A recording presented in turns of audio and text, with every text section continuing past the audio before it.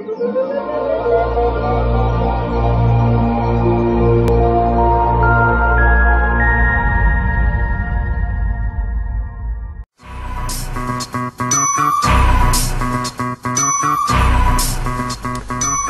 long ago we talked about vertical jumping form, and we released a video showing Spud Webb and Vince Carter and how they jump off 2 feet and how to use your last step to set up for the jump and your entire body to get more elevation out of your jump. And there was a huge response from that, and I got lots of testimonials about people who went out to their driveway or went to the court and added another 2 to 4 inches to their vertical pretty quickly.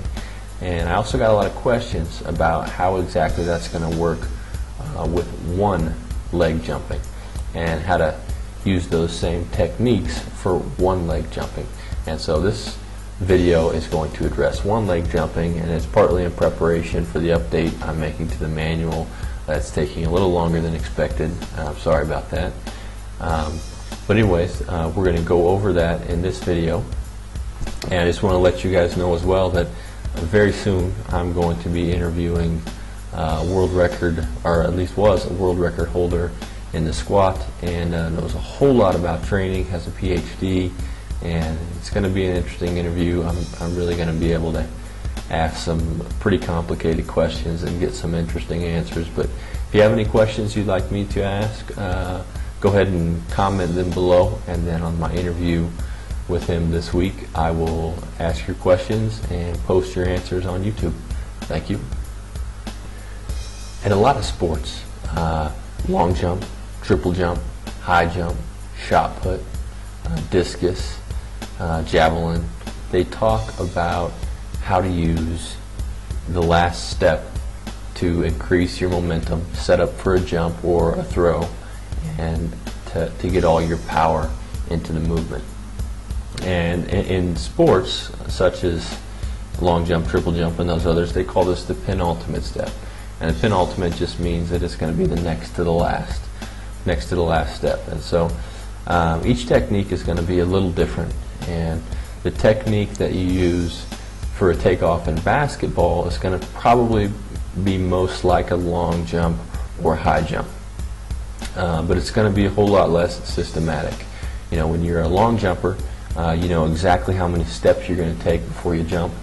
Same thing with a high jumper. You know exactly how many steps. You can count down your steps, and you know just about to an exact science how that's going to work out. And that's going to be a little different when you approach the rim as a basketball player, because you're going to be at different distances to the rim. You're going to be at different balances. You're going to have different speeds and approaches, and so this is going to vary. How you use your second to last step, your next to last step in approaching the rim is going to vary, and there's not going to be as exact of a science in using it, but you will benefit from knowing exactly how. Now, if you haven't seen my prior videos, I would go check them out.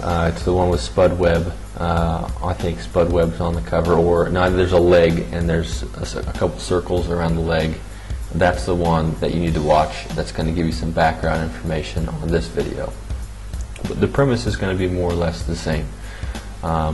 When you're going down the court, if you're, let's say you had a breakaway, you're all alone, what you're going to want to do is it's going to be the second to last step that's going to be slightly longer. You want to keep your body perpendicular to the floor, and you're not going to want to lean backwards or forwards too much, and you're going to elongate that last step. Now, how much longer that's going to be is going to depend on how close to the rim you are, because it's going to depend on at what point you want to reach your highest point. For instance, if you're going to dunk from the free throw line, it's going to be different than if you're going to want to do a layup and do a quick one-handed dunk or something like that. Basically, the closer you are to the rim, the longer step you're going to want to take. And so you're going to elongate that last step, and then your very last step, which is going to launch you, is going to be very quick. So you're going to be taking a rather steady pace to the rim. You don't want to go too fast that you can't control the steps. Take a long step followed by a very quick step. It's going to sound a little bit like this. So it's going to go fairly rhythmic, and then a longer step, and immediately following it there's going to be a quick step. And I'm going to show you videos of people doing it and how much longer their steps are. Okay, at the same time, you've taken your long step and then you immediately follow with this short step, which is going to launch you into the air. So if you're launching off your left foot, you're going to make a long left to right foot stride, and then your right to left is going to be very quick into an explosion. Okay, so let's take a look at Vince Carter in high school dunking from the free throw line. There it is. Now, not sure if you were able to notice, but let's take a look at his next to last step, which is the red line. Notice how much longer it is than his last step. So he steps off his left leg, hits that right, and then quickly back down with the left to jump. Watch it in slow-mo again. Long right, quicker left, and then he's up in the air. Okay, let's take a look at how a world-class long jumper is going to exaggerate this. High speeds. Watch the end. Okay, it's going pretty quick, so it's hard to see. Let's slow it down. Now watch this last step coming up, and then the quick. See, that second to last step is very long, and then the last step is very short. Okay, let's watch it one more time.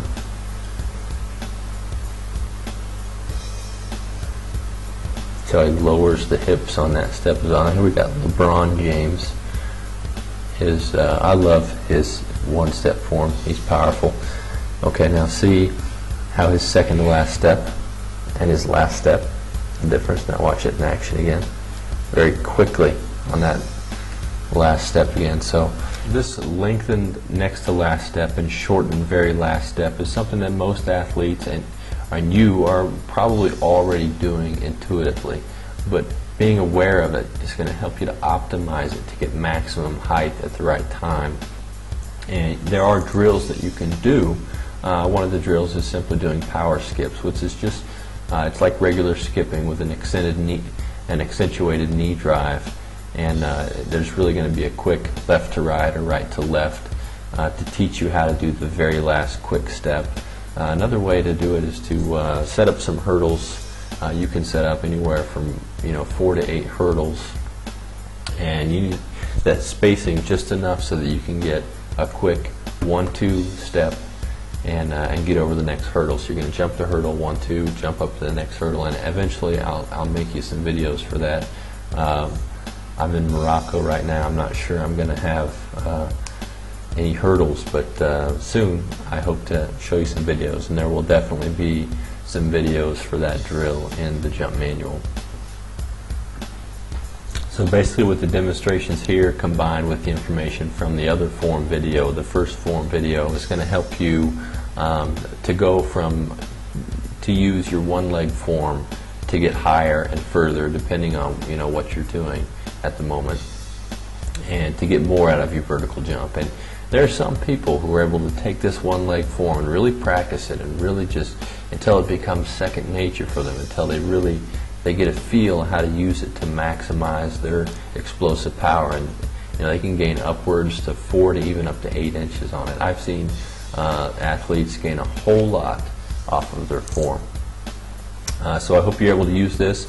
Another thing that you want to do is we talked about synaptic facilitation in another video, and how maximum jumping every day is going to help you build that skill. This is something you can put into that into your warm-ups or into your everyday activation to perfect your form and perfect how well you jump off of one leg. Because it's one thing to be able to jump off 2 or 1 alone, but if you can perfect both forms, you're going to be a lot more versatile as far as if you get that one step on your defender, you're going to be able to take off with one leg and get higher and take it to the hole. So anyways, I hope this helps you out. Leave me any feedback and rate my video, please. Thanks very much. Bye-bye.